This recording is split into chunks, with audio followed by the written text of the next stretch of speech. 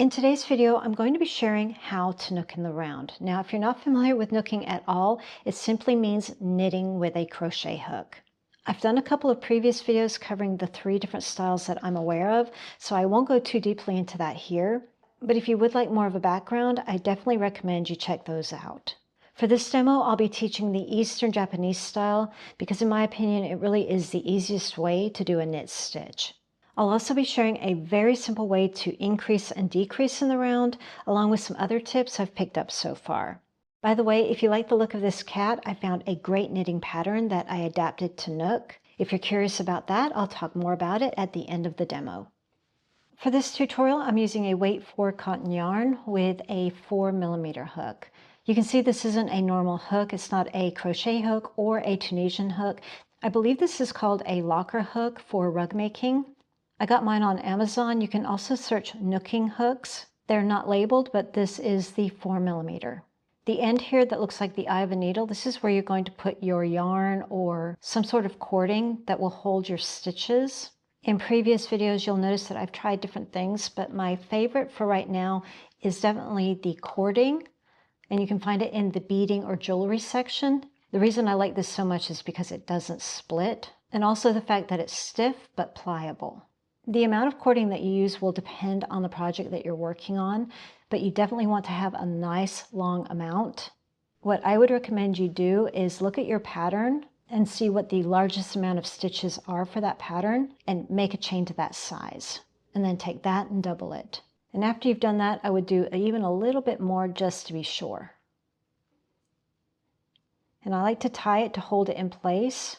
You don't need to do that, but I find it always comes undone. This cord is really stiff, and I did try to double knot it, but it makes it really hard to work with the stitches. So what I like to do is tape it. You don't want to use a lot of tape. You don't want this to get too bulky. I tie it and get that tie at the point so it's level. And then just wrap it around. Again, you don't want to do this too thickly. Otherwise, it defeats the purpose of getting those stitches across. This is just what I found works for me, but you may find something that works better for you. To get started, add a slip knot to your hook, just like you would for crochet, and create a chain. For this demo, I'll chain 15. To join your chain to make a loop, you want the front side facing you. Make sure that nothing is twisting as you do this. And with the front still facing you, go in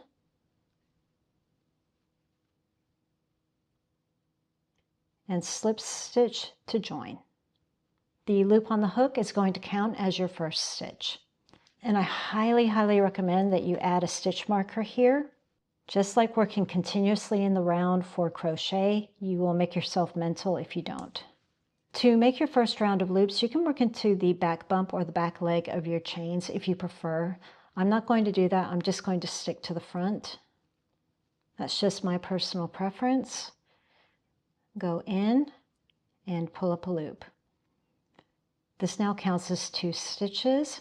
Continue going all the way around, just drawing up a loop. I'm just yarning over and pulling through, just like you would for crocheting. I started with 15 chains. I want to end with 15 loops. Now you can see here that things are getting a little hard to work. So now I need to transfer my loops to my holder. So I'm just going to slide. And with that tape, it's a little bit more tricky, so I just kind of wiggle gently and pull through. Now when you do this, be very careful about this little tail end here. You don't want to go past it. You just want to do enough so you can continue around. Now when you continue, pay attention to the last stitch you made. Don't be afraid to pull tight on it. And come in and draw up your next loop. If you're not careful with that, you'll create ladders, which is just like you would get for knitting. Every time you restart, you want to keep this nice and tight together. After that, just go back to your regular tension. Now this is where it starts to get a little confusing when you come back to the beginning of the cord, but for now, just thread the rest of your stitches.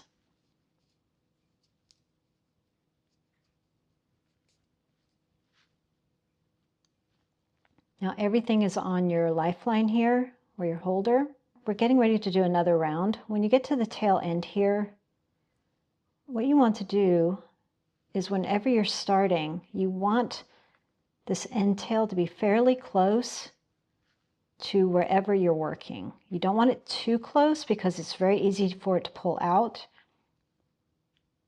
Just something like this. It's hard to explain right now. I'm just going to have to keep showing you, so bear with me. I'm not going to do any kind of increases yet. I'm going to do another round of just regular knit stitches. Okay, just like I was talking about before, when you come in to do your first stitch, this is nice and loose, you want that, but the active yarn, you want it to be tight because you're going to be joining it together to create that next loop. And that will help prevent a ladder. This is one of the things about nooking that I had the hardest time with, is tension. With knitting needles, you maintain your tension pretty well, but with this, it's all over the place. But don't worry, it really does all balance out. So I've just started the first stitch of the next round. I'm going to add a stitch marker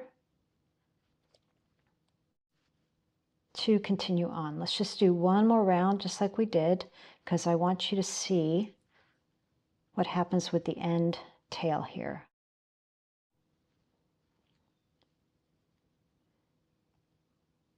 Okay, it's getting harder and harder to make my stitches. I'm going as far as I can. When it gets too difficult to work, it's time to move everything over to the holder. But what's really important, what you want to do before that, is take the tail and pull it out. Do that before you do anything else. Just leave it alone. And then move your stitches back on to your holder. Now, as you're doing that, you can take that end and get it closer to the beginning of where you're going to be working, but not too close. Tension your yarn. You'll see that the previous loop gets nice and tight. You want that.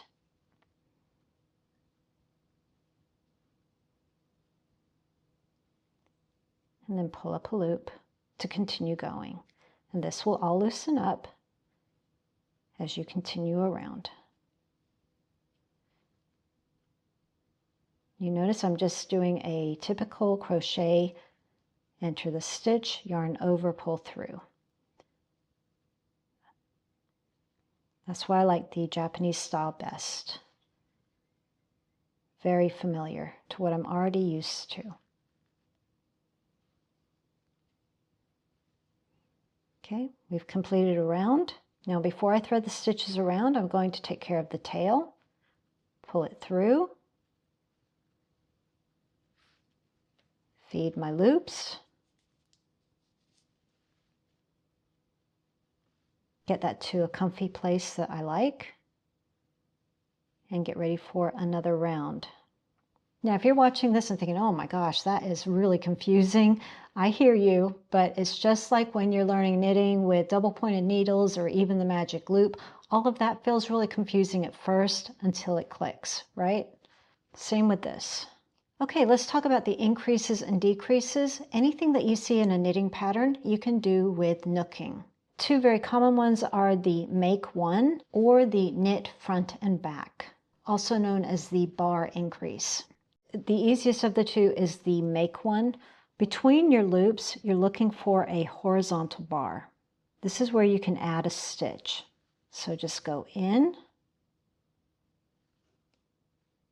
pull your yarn through to make a loop. There's your increase. Between two loops,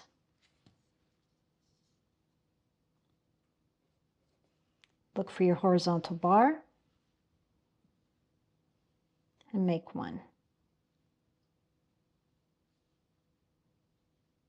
Now the KFB, the knit front and back, is very easy to do with knitting, but not so easy with knooking. But this is what it would look like. And remember, I'm using the Japanese style. So we're going to knit into the front first. Make your loop a little bit longer. Now for your knit back, you're going to take your hook and enter from behind. Yarn over. And pull through. And why that's called a bar stitch is because you get this horizontal bar. So if you see this, you haven't done anything wrong, you've done it right. Let's do another one. Let me just move over a little bit. Let's do another one with this stitch. Go in, create a loop like you normally would for your first. Now for the back, you're going in, catching from behind. Yarn over. Holding the first stitch really helps. And then come in and pull through. So you get the bar. And that's your KFB. Decreasing is super easy. You're just going to go into one loop and then into the next, yarn over, and pull through both loops. Can't get better than that. Let's say you need to decrease these two.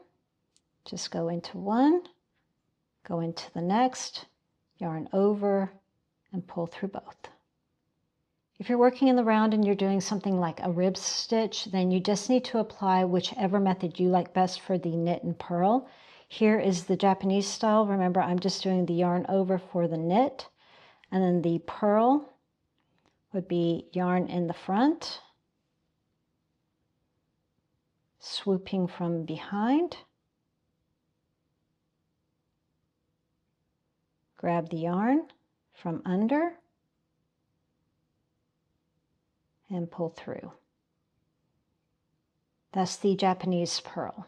To learn how to do that, please watch the video I recommended at the beginning where I go more slowly on how to do that stitch. It's not the easiest one, but if you're doing the standard yarn over pull through for your knit stitches, this is the one that you need to use for your purl.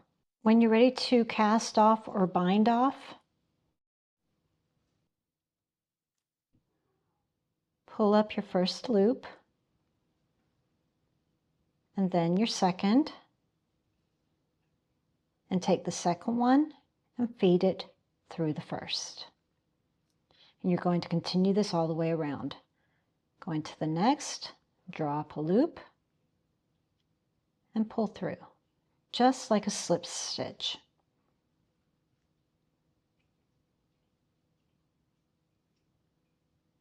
All the way around.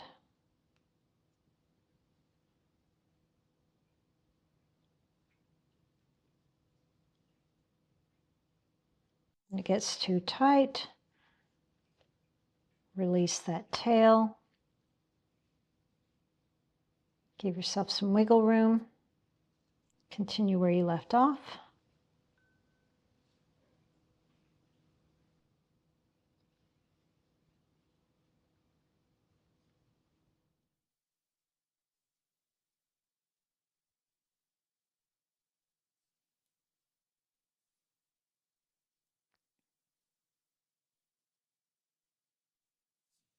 And then fasten off like you normally would with your crochet. Now this sample is a bit of a mess because I was showing you increases and decreases, but I think you get the idea.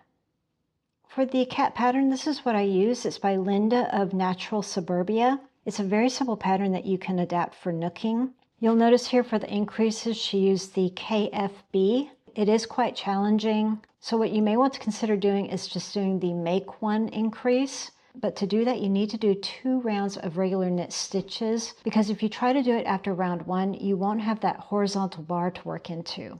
I didn't film this, but I did try both ways, and I found that overall, I did want to take the time to do the KFB because it did give a tighter look to it. But again, it is on the bottom, so if that's just too tedious for you, then just do a regular increase. For the tail, I did a crochet I-cord. There is a video tutorial for the one that I used that I'll put in the description box. In that demo, she used a chain 3, but I decided to do a chain 4. Very fiddly, but I needed it to be a little bit thicker. If you'd like a step-by-step tutorial for this, I'd be happy to do one. Just let me know in the comments. Well, I hope you enjoyed the video, and if you did, a like is always appreciated. Thanks for watching, and I'll see you in the next one.